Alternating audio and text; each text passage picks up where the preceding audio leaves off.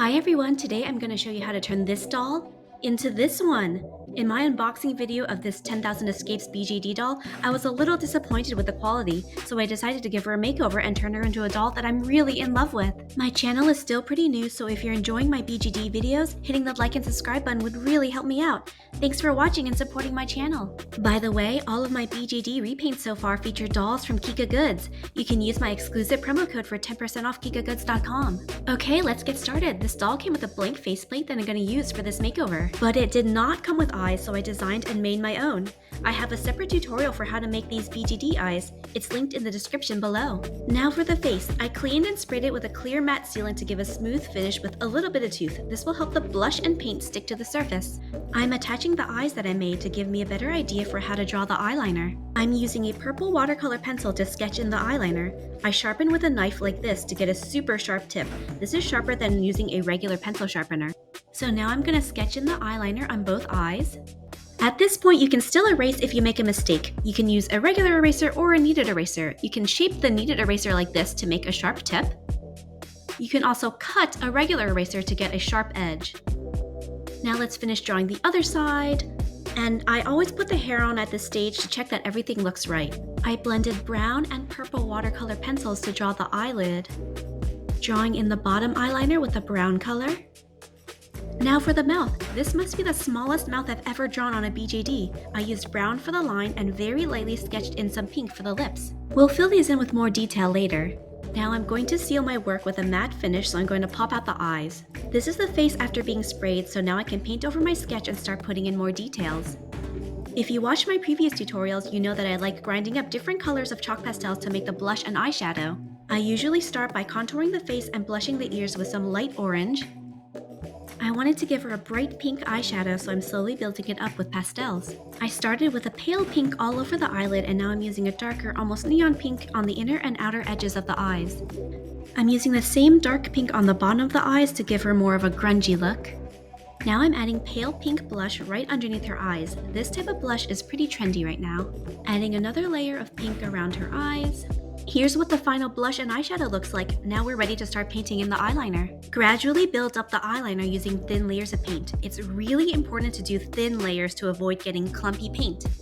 Seal with a matte spray again before moving on to the next step. To create a gradient effect in the eyeliner, I used black and a darker purple color pencil to shade the darker areas.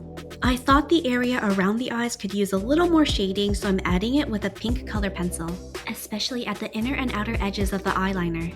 I'm making the pink bags under her eyes a little more intense, and later on you'll see why.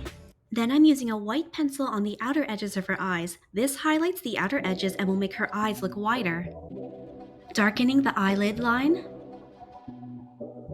darkening the bottom eyeliner, and defining the mouth line a little bit better. I like using a light color on the eyelid to make it look more 3D as opposed to flat. This time I'm using a pale lavender as the base for the eyelid and going over it with an almost white lavender. This makes the eyes look more 3D and realistic. You can see the difference in the comparison image. Now I built up the lips using thin layers of paint. This face has flat lips, so I'm going to add dimension with a yellow ochre color to imitate the shadows cast by your bottom lip and nose. You can also add subtle highlights along the top and bottom lip with a white pencil.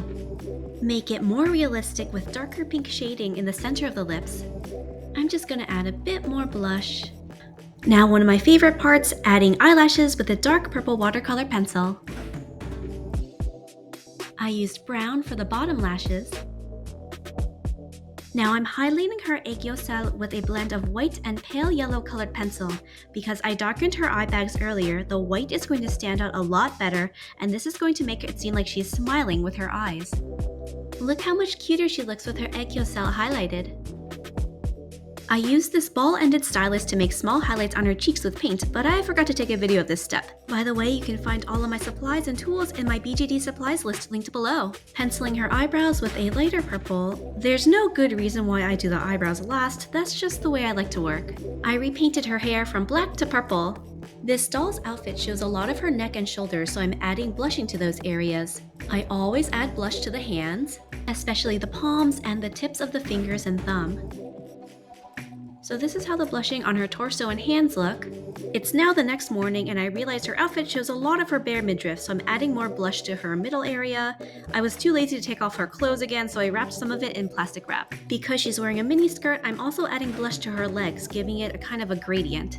Blushing different parts of a doll body helps make the skin look more realistic instead of a flat color. Here's how the face looks all finished. I wanted to show you without the bangs because her hair covers up her left eye. Now here's what it looks like with her hair. I think she came out so cute and I love her. Now let's put this on the doll's body. Her hair falls off really easily, so I used some sticky tack to attach her bangs. Here she is, all finished. Isn't she so cute? I am in love with how she turned out. I had to use some sticky tack behind her skirt because it kept riding up, and also to attach her Game Boy. I also pulled down her socks a little to give them a more crumpled look. What do you think of my BJD makeover? Let me know in the comments. This doll actually came with another head that I can use for a different repaint video, so I'll work on that one later. But my next BJD makeover will be on another one of these 10,000 Escapes dolls, the Snow Leopard special version. As a reminder, I got these dolls from KikaGoods.com. You can use my promo code to get 10% off your purchase from Kika Goods. And if you enjoyed this doll tutorial, please hit like and subscribe. Thanks for watching!